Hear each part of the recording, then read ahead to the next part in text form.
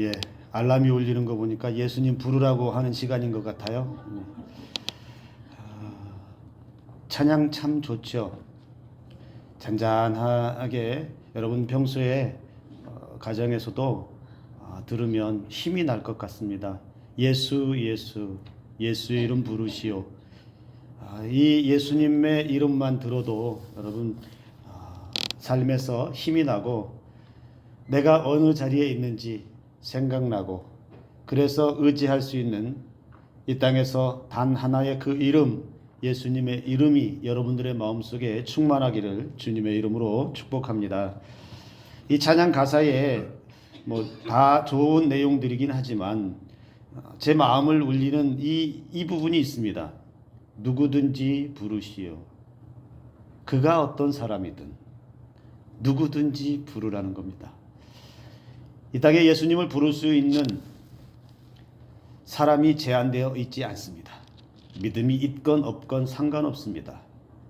교회에 나오건 나오지 않건 상관이 없다는 겁니다.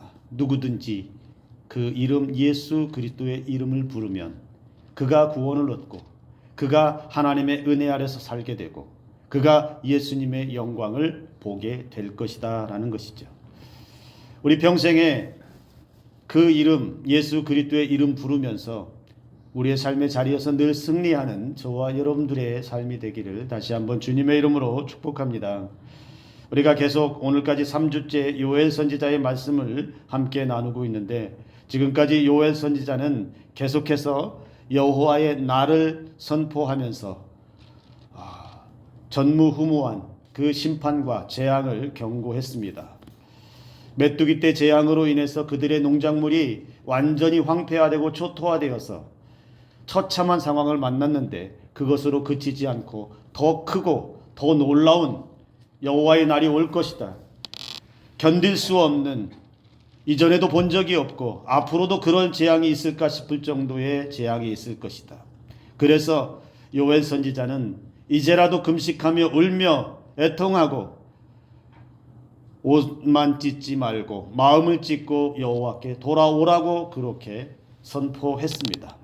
그렇게 선포한 이유는 그 백성들에게 그 두려운 날에 그 심판의 날에 구원이 있다는 것을 알려주기 위해서였습니다. 하나님의 마음은 그래서 심판이 목적이 아니고 멸망이 목적이 아니라 그 백성들이 고통받고 살아가는 그 삶을 주는 것이 목적이 아니라 그 가운데서 건져내는 구원하시는 회복해 하시는 그 하나님의 마음이 있다는 것을 우리가 경고의 메시지 가운데 심판의 메시지 가운데 볼 수 있어야 합니다. 그런데 오늘은 요엘 선지자가 계속해서 경고했고 두려운 날에 대해서 말했는데 오늘 본문의 말씀에서는 분위기가 바뀌었습니다. 선포한 대로 경고한 대로 백성들이 정신 차리고 회개하고 돌이켜 하나님께 돌아오기만 하면 그들이 마음을 찢고 여호와께로 엎드려서 애통함을 가지고 회개하고 돌아오면 그러면 이전에 내리는 지금 맞닥뜨려 있는 그 재앙과는 그 고통과는 비교할 수 없는 하나님의 은혜로 회복해 하실 것이다. 요엘 선지자는 오늘 선포하고 있습니다. 하나님께서 이제 놀라운 일을 행하실 것이라는 겁니다. 여러분 오늘 18절의 말씀 제가 읽어드립니다. 그때에 여호와께서 자기의 땅을 극진히 사랑하시어 그의 백성을 불쌍히 여기실 것이라. 이전까지 하나님은 그 땅을 어떻게 하셨습니까? 고통스럽게 했습니다. 재앙을 내렸습니다. 사람들이 눈을 떠서 볼 수 있는 보았던 땅은 정말 살 수 없는 그런 땅으로 만들어버렸습니다. 그때에 하나님을 생각하면 과연 하나님이 우리를 사랑하실까? 우리가 머물러 있는 이 땅을 기억이나 하실까? 그런 생각을 충분히 할 수 있는 상황이었는데 이 18절의 말씀에서는 자기의 땅을 극진히 사랑하시고 그의 백성을 불쌍히 여기실 것이다.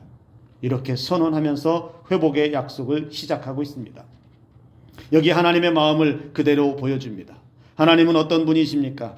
자기 백성들을 향한 하나님의 마음은 오늘 극진히 사랑하신다. 백성을 불쌍히 여기신다라고 선포했는데 여러분 징계와 심판은 사랑하는 자녀들에게 있어서 무엇과 같습니까? 여러분의 자녀들을 지금까지 기르실 때, 여러분들의 자녀들을 지금까지 양육하시고 지금까지 오면서 말 안 듣고 잘못한 게 있을 때 여러분 회초리를 들 때도 있잖아요. 너무 말을 안 들으면 너무 속상하고 그 아이가 바른 길로 가게 하기 위해서는 어쩔 수 없이 매서운 회초리를 들 때도 있잖아요. 그런데 그 회초리가 목적이 아니잖아요. 회초리를 한바탕 때리고 나면 어떻습니까? 그 맞았던 그 자리를 어루만져 주시고 혹시라도 상처가 났으면 거기에 약을 발라주는 것이 우리의 부모 마음 아닙니까? 하나님은 지금 이스라엘 백성들에게 그러한 사랑을 보여주고 계시다는 거예요. 그런 사랑을 약속하고 계시다는 겁니다. 징계와 심판은 그래서 하나님의 자녀들을 향한 회초리와도 같았지만 이제 싸매어 주실 것이다. 이제 그 아픔을 만져주실 것이다. 극진히 사랑한다는 이 말은 자기 땅을 향하여서 하나님이 사랑하시는 백성들이 살고 있는 그 땅을 향해서 열정을 다시 품으신다는 의미가 있습니다. 하나님의 열심이 다시 살아난다는 의미가 담겨 있습니다.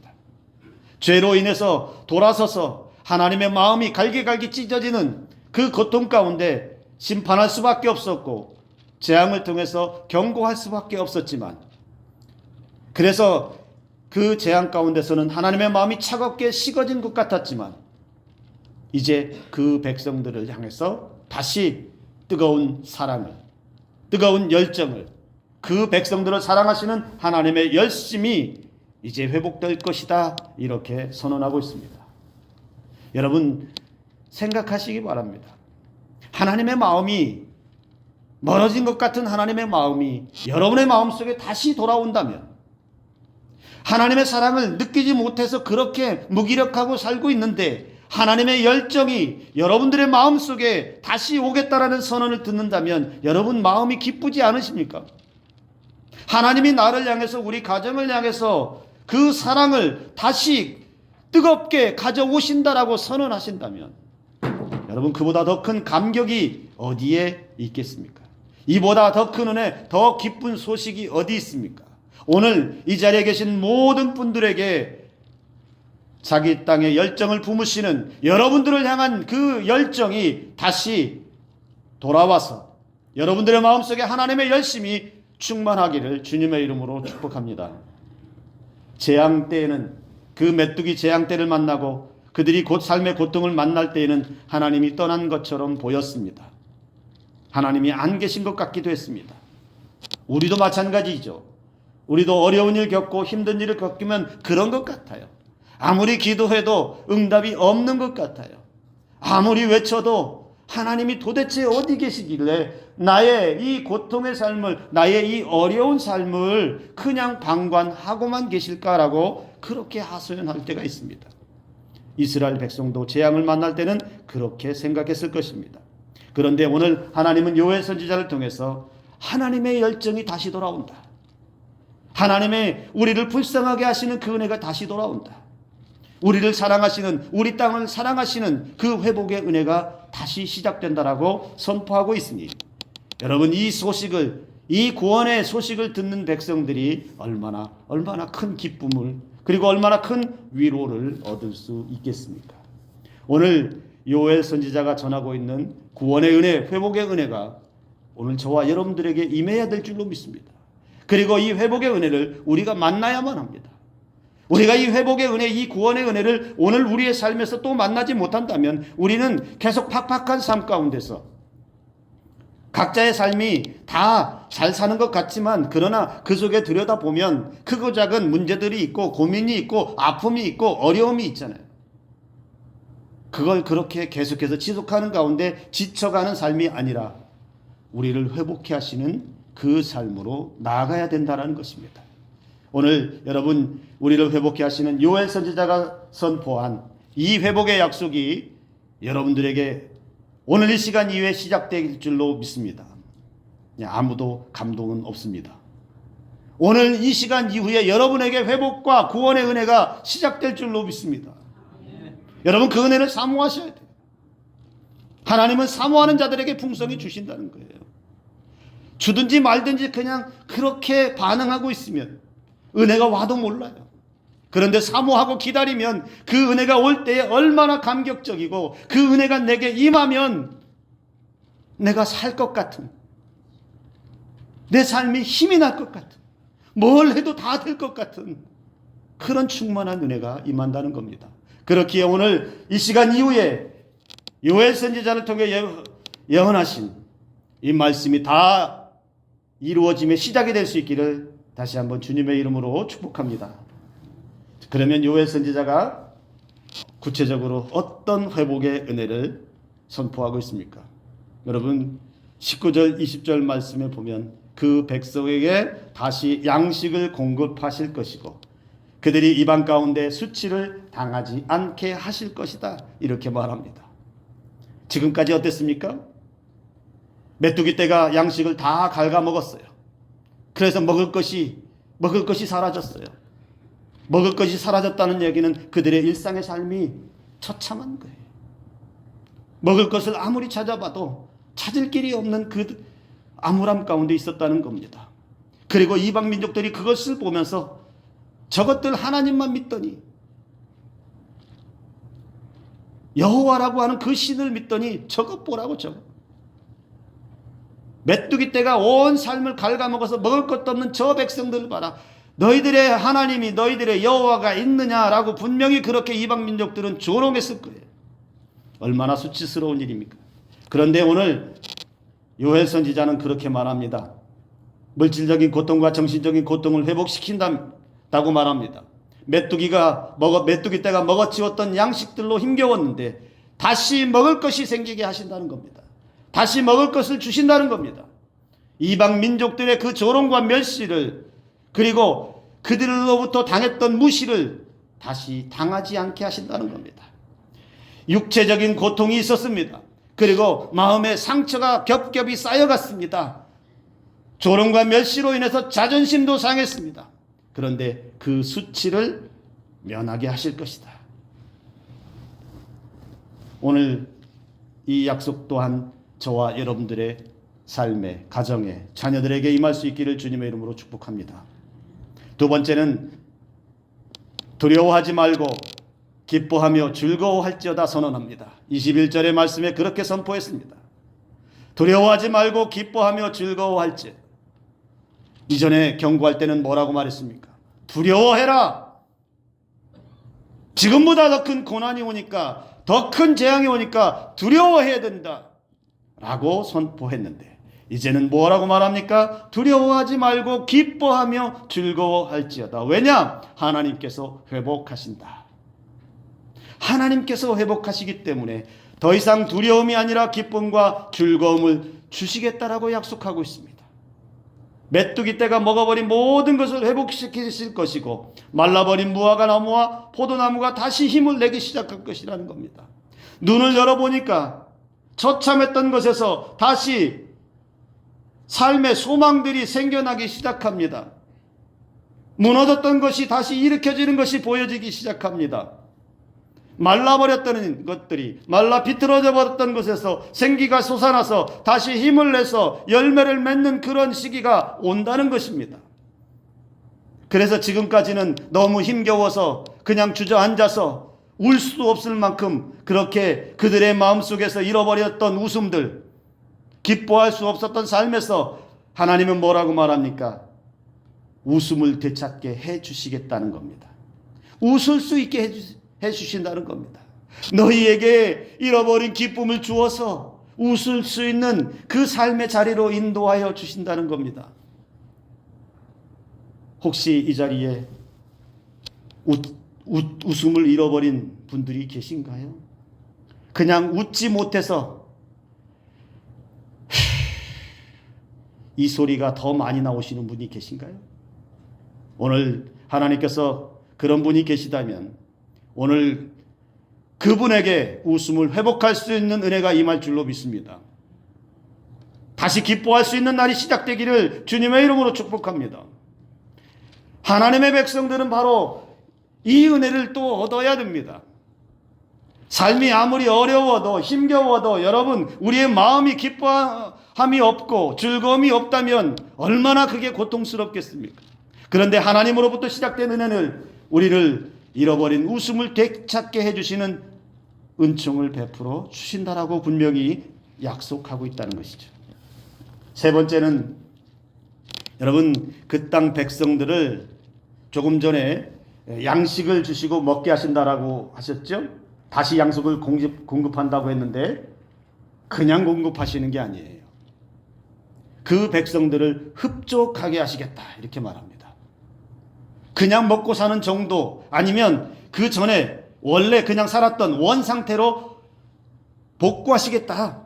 원래 살았던 원 상태로 그냥 돌아가서 먹고 살 정도로 해 주시겠다는 게 아니에요.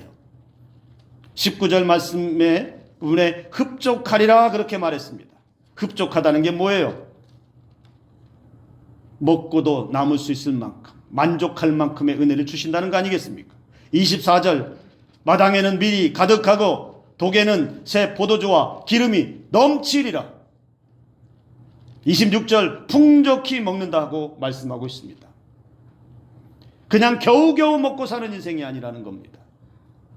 이전에 그 삶이 다시 그냥 돌아와서 그렇게 사는 삶이 아니라 이전보다 더 흡족한, 이전보다 더 만족한, 이전보다 더 풍성한 그러한 삶의 자리가 하나님의 회복의 약속 가운데 기다리고 있다는 선언이지요. 비록 지금은 고통 가운데 있지만, 비록 지금은 어려움 가운데 있지만 하나님께서 이런 은혜를 들고 오신다면 우리는 기뻐 춤출 수밖에 없다는 것이죠. 또 네 번째는 무슨 복을 약속합니까? 이른 비와 늦은 비를 주신다라고 약속합니다. 때에 맞는 비를 통해서 그들이 살아가는 삶의 자리에 열매를 얻을 수 있도록, 농사를 지으면 농사를 지은 것에서 소출을 얻을 수 있도록 땀 흘려 수고한 만큼 소출을 얻는 삶을 회복시키신다는 겁니다. 여러분, 이스라엘 백성들의 그들이 살아가는 삶의 환경과 우리와는 조금 차이가 있습니다. 그래서 그들에게 이른 비는 가을비라고도 불리는데 이 이른 비는 10월에서 11월에 내리는 비입니다. 그런데 이 10월에서 11월에 내리는 비는 땅을 부드럽게 해주는, 그래서 싹이 나게 합니다. 땅을 부드럽게 해서 그 땅에서 싹이 나게끔 비가 내려야, 그때에 적당한 때에 맞게 비가 내려야 싹이 날 수 있다는 겁니다. 그리고 늦은 비라는 것은 봄비라고도 불리는데 3월과 4월에 내려서 곡식이 이제는 어느 정도 자라서 단단하게 열매를 맺어가도록, 단단한 열매로 여물도록 그렇게 만들어주는 역할을 한다는 겁니다. 즉 제때 내리는 비를 때에 맞게 부어주셔서 그들이 농사하고 그들이 살아가는 삶의 자리에 풍성한 소출을 거둘 수 있는 삶의 환경으로 바꾸어 주신다는 겁니다. 수고해도 얻지 못하는 인생이 아니고 땀 흘려 열심을 다했는데 허탕치는 인생이 아니라 수고한 만큼 먹을 수 있도록 적당한 때에 맞게 비를 내려 주시는 은혜를 베풀어 주신다는 겁니다. 이 말은 그것 때문에 여러분 쩔쩔매는 인생이 되지 않게 하시겠다는 겁니다. 비가 올까 안 올까, 내가 수고한 게 열매를 맺을까 안 맺을까, 잘 될까 안 될까, 이거 걱정하지 않고 하나님의 도우심은 최적의 삶의 조건을 만들어 주셔서 필요할 때에 비를 주시고 필요할 때 햇빛도 주시고 필요할 때에 자연 환경과 여러 가지 도움의 손길들을 하나님께서 주신다는 겁니다. 그래서 그 은혜를 받고 사는 사람들은 어떻게 살아갑니까? 안절부절할 필요가 없는 것이죠. 두려울 필요가 없는 것이죠. 걱정할 필요가 없는 것이죠. 하나님이 내 삶에서 때에 맞게 그때그때 도움을 주시기 때문에 나는 그저 열심히 수고하고 하나님 말씀에 따라서 열심을 다해 성실하게 내게 주어진 삶을 살아가면 되는 것이라는 거죠. 저와 여러분들의 삶의 자리가 이렇게 되어지기를 간절히 소망합니다. 땀 흘려 수고하는데 그 수고가 헛되지 않고 여러분에게 삶의 자리에서 도움이 필요할 때 그때그때 하나님께서 도우시는 은혜가 임할 줄로 믿습니다. 환경적으로 도움이 임하고, 그리고 사람을 통해서, 다른 사람을 통해서 도움이 필요할 때 그 사람을 통해서 도움이 임하고, 하나님의 강력한 역사가 필요할 때는 하나님의 강력한 성령의 역사를 통해서 여러분의 삶의 자리와 여러분이 기도하는 모든 그 기도 제목 가운데 걱정하지 않고, 안절부절하지 않고, 두려워하지 않고 살아갈 수 있는 은혜가 임하기를 주님의 이름으로 축복합니다. 요엘 선지자는 이 회복의 은혜, 이렇게 회복하실 은혜를 만날 수 있도록 우리에게 깨어 있을 것을 또 경고하면서, 여러분, 이 은혜를 만날 수 있는 방법과 그 은혜들을 또 설명합니다. 28절에서 32절까지는 여러분 우리가 너무 잘 아는 말씀이죠. 모든 육체에게 성령을 부어 주신다. 모든 육체에게 성령을 부어 주신다. 구약 시대에는 성령의 은혜가 누구에게만 임했냐면 하나님은 왕이나 선지자와 같은 특별한 선택을 받은 사람들에게 임해서 환상을 보여주거나 꿈을 보여주거나 예언을 통해서 하나님의 뜻을 알리셨습니다. 그런데 오늘 요엘 선지자의 이 성령 예언은 이제는 모든 사람들에게 성령을 부어주셔서 나이가 많으나 젊은이나 어린 아이들도 성령의 권능을 받아서 말하게 하시고 예언하게 하시고 꿈꾸게 하시는 은혜를 주시겠다라고 약속하고 있습니다. 이 말씀에 성령을 주신다는 이 말씀의 의미는 여러분 어떤 의미가 담겨 있겠습니까? 하나님이 그들과 함께 계시겠다는 거잖아요. 이제부터는 내가 성령을 부어 주어서 너희들을 떠나지 않겠다. 이제는 다시는 그 백성들을 버리지 않겠다. 그들과 성령으로 동행하시겠다라고 하는 분명한 약속이지요. 그래서 성령이 부어지면 하나님의 백성들은 하나님을 떠나지 않습니다. 하나님과 함께하는 은혜를 누리며 살아갑니다. 하나님께서 말씀하시는 그 은혜를 성령을 통해서 알게 되고 깨닫게 되고 살아가야 할 소망을 얻게 된다는 것입니다. 왜냐하면 그 성령을 통해서 하나님께서 우리의 삶 가운데 함께 계시기 때문에 그렇습니다. 오늘 이 자리에 계신 모든 분들도 그래서 오늘 성령의 은혜가 여러분 심령 속에 임할 수 있기를 주님의 이름으로 축복합니다. 그리고 마지막에 놀라운 선포를 했습니다. 가장 크고 위대한 은혜를 선포했습니다. 여러분 32절 말씀을 우리 다 한번 같이 한번 읽도록 하겠습니다. 32절 말씀 함께 읽습니다. 여호와의 이름을 부르는 자는 구원을 얻으리니 이는 나 여호와의 말대로 시온산과 예루살렘에서 피할 자가 있을 것이며 남은 자 중에 나 여호와의 부름을 받을 자가 있을 것임이니라. 무엇을 말합니까? 우리 처음에 찬양 기억나시죠?